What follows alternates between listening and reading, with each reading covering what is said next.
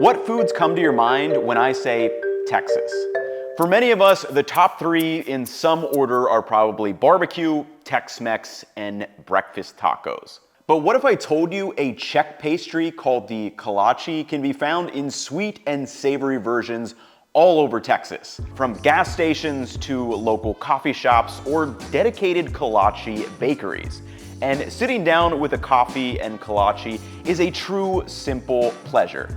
And in short, these are perfect to make at home because obviously they're flat out delicious, but additionally, they are ideal for on-the-go eating, completely customizable to your liking, and did I mention they can be made in bulk and frozen?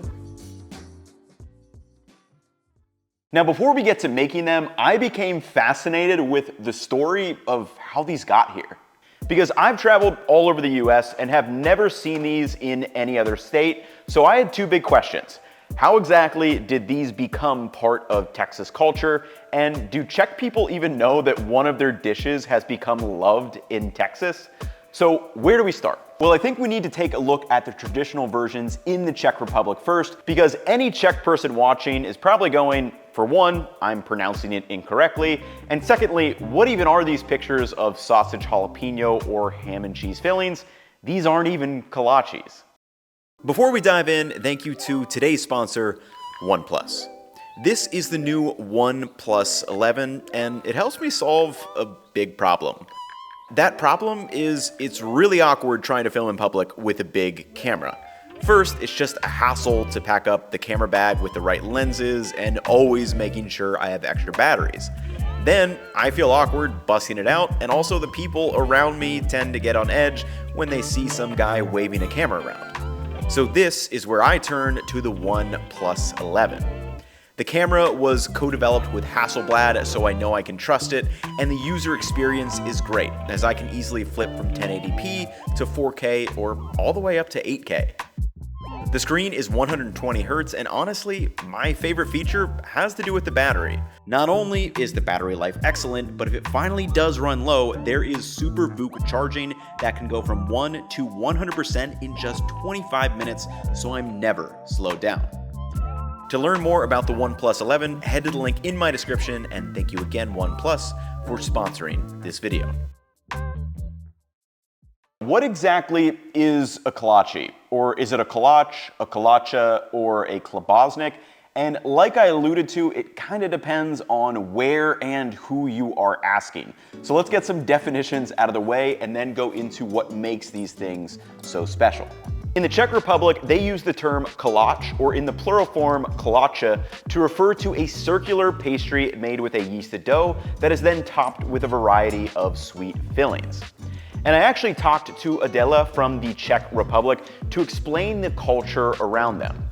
In short, kolache are common all over the country, and a lot of pastry shops sell them to have with your daily coffee or tea. The three most common fillings there are poppy seed, plum jam, and cottage cheese, or what we would call farmer's cheese in the US. Now, there are variations of kolache, like the different types of fruit jams, or the larger types that are baked in Moravia, and this particular style actually has its protected geographical origin by the European Commission. Another style is the Chudský kolache that are decorative and typically combine the fillings. So while there are variations in the Czech Republic, they are almost exclusively made with sweet toppings and kind of in this open form factor. So Adela was pretty surprised when I told her that one of the most popular versions in Texas is the stuffed sausage, jalapeno, and cheddar cheese one. So there are plenty of traditional sweet versions that resemble those in the Czech Republic in Texas, but how did we go from sweet to savory ones? And how did these become so popular that you can find them in not just bakeries, but in coffee shops, gas stations, and there's a whole franchise called the Kolache Factory with over 60 locations. Texas received an influx of Czech immigrants from the late 1800s and peaking into the early 1900s. And by the 20th century, there were over 250 established Czech communities around central Texas. And a Smithsonian article makes an interesting point that because Czech communities in Texas were in rural towns, they were more likely to maintain their culture and food traditions, unlike those that had settled in big urban centers. For example, West Texas is a town of less than 3,000 people, but is rich in Czech culture, and some people refer to as the kolache capital of Texas. So we've made the leap from the Czech Republic to Texas, but the next step is how have these changed over time, because while the traditional kolache or kolache is a sweet pastry, as an outsider coming to Texas, to me it seems like the savory versions are definitely just as, if not more, popular. And this is where the story takes another turn because, again, depending on who you ask in Texas, they would say that the kolache should only refer to sweet versions, and actually the term Chlebowski should refer to the savory ones. Supposedly, the original Texas kolache bakery, Village Bakery in West Texas, invented the savory kolache by incorporating kielbasa sausage using the same kolache dough to kind of create a version of a pig in a blanket or sausage roll. And in its purest form, a Chlebowski is just that, kolache dough wrapped around a sausage and baked. But over time, the term was used more broadly before being dropped altogether. Here's the menu from the Village Bakery, the original spot in West Texas, though it is now closed permanently, unfortunately. But as you can see, the savory versions are under the name Chlebowski. Now, for whatever reason, this naming has kind of been dropped over the years, and today, most places use the term kolache generically as a catch-all term for both sweet and savory versions made with that same yeast dough. And speaking of, the dough is what I think makes these so special, so let's make them. You may have been thinking the sweet kolache kind of looks like danishes, but the dough used is much different. Pastry dough used for danishes are typically around 3 parts flour to 2 parts butter, but have added yeast, and the dough is worked and the butter laminated to provide a flaky and light texture. The dough used for kolaches, on the other hand, is an enriched yeasted bread dough, as it is 6 to 7 parts flour to around 1 part butter, and it is enriched with milk, and while it does have some sugar, it's not sweet. And I was surprised to find that most of the dough recipes for this were very, very similar to my Graham's bread roll recipe that we had growing up, and maybe that's why I took such a big liking to these. To make the dough, I first added 60 grams of melted butter to 200 grams of warm milk, and then next cracked in 1 egg and mixed all of that together. Next, set a bowl over a scale and added 400 grams of flour, 6 grams of yeast, and 8 grams of salt before dumping in the wet ingredients and mixing everything together into a shaggy dough. This will take 2 to 3 minutes, and it's going to be fairly sticky at this point, so I put a cover on it and let it rest for 15 minutes before coming back to knead. After 15 minutes, the dough should have relaxed and it's going to be much easier to work with.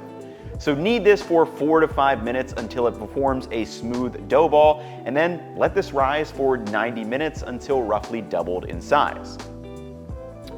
Once doubled, I separated these into 9 roughly 80-gram portions of dough that we will use to create our sweet and savory versions. So for the sweet version, all I did was thin out a portion of that dough and then pressed it with this wooden bowl, or any circular item you happen to have will work fine.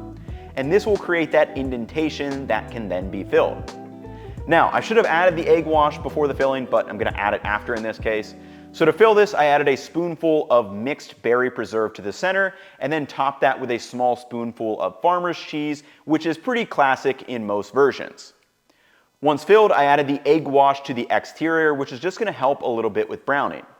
And typically they'll add a sprinkle of crumb topping with butter, flour, and sugar, but I chose to just add a sprinkle of sugar. Once these are shaped, let them rise for 45 or so minutes while you preheat the oven to 400 degrees Fahrenheit. But now let's talk about our savory options. So for me, this is the best part about making these at home, because you can get really creative with fillings or toppings in sweet or savory. So for my savory options, I'm gonna do something that kind of reminds me of my childhood. So I've got some kielbasa here, and then a little bit of cabbage just sauteed down with butter and onions. And then we'll do a little extension of Texas culture too. Got some beautiful brisket, a little green onion, green chilies, and then I'm gonna add a little bit of cheddar cheese. Can't wait to see how these things turn out once we fill them up. For the sausage kolache, I thinned out a portion of dough and then just added that kielbasa and some sauteed cabbage before wrapping it up. And one note here when you're thinking about your fillings. less is definitely more when it comes to both the number and amount of ingredients that you're adding. For example, I would try to pick 2 to 4 core ingredients that can be used to flavor it, and additionally, avoid overstuffing it with those ingredients as it could become unraveled in the oven. For the brisket kolache, again, I thinned out a portion of dough and added a slice or 2 of brisket to the center, along with some Serrano hot sauce, diced green chilies, and cheddar cheese. And instead of the long sausage versions, I wrapped this one into a round ball shape. Just like the sweet versions, use an egg wash on the exterior of the dough, and then for these, I added a sprinkle of black sesame seed to the sausage roll and some cheddar cheese over top to the brisket version. Again, let these rise for 45 minutes before sliding them into the oven to bake for 15 to 20 minutes until brown to your liking, and my goodness, it does not get much better than this. I pulled the sweet versions out and added them to the baking rack, and then let those filled ones go another couple of minutes before bringing them out as well. But lastly, let's slice in, take a look at these things, and give them a taste test. One benefit I forgot about when making these at home is that you get to eat them fresh out of the oven when they're still warm. You don't get that at the store or the bakery. I mean, they'll warm them up for you, but actually eating them fresh out of the oven, let's dive in.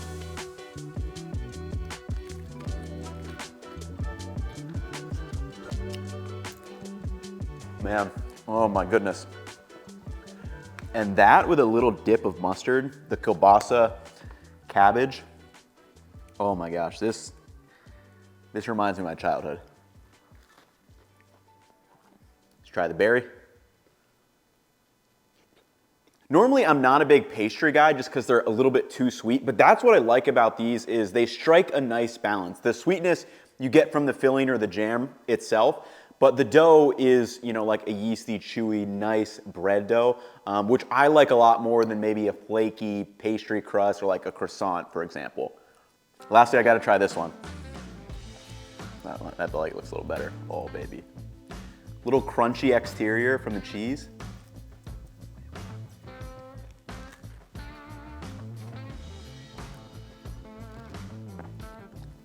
Man.